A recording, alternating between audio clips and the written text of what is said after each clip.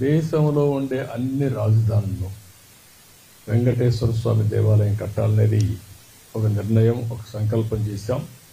దాని ప్రకారం అందరికీ విజ్ఞప్తి చేస్తున్నా. అక్కడ ముఖ్యమంత్రి కూడా రాస్తాం. వాళ్ళు కానీ ముందుకు వస్తే వెంకటేశ్వర స్వామి దేవాలయం భారతదేశంలో ఉండే అన్ని రాష్ట్ర రాజధానుల్లో కట్టాలనేది ఒక ఆలోచన. ఈ ఆలోచన టీటీడీ కూడా వర్కౌట్ చేసి ముందుకు తీసుకెళ్తారు. అదే మరి విదేశాల్లో కూడా, ఒక మన దేశంలోనే కాకుండా విదేశాల్లో కూడా చాలామంది హిందువులు ఇదయ్యారు. ప్రపంచంలో ఉండే హిందువులకి ఒక ఆలోచన ఉంటుంది.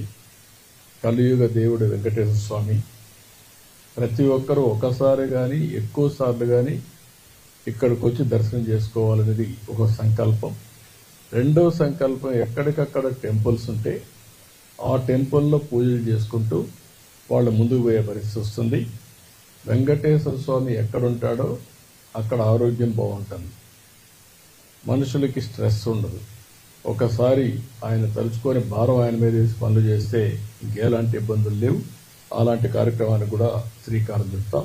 ప్రపంచం మొత్తం వెంకటేశ్వర స్వామి దేవాలయాలు కట్టడానికి హిందువులు ఎక్కడ ఎక్కువ ఉంటే అక్కడ కడతాం.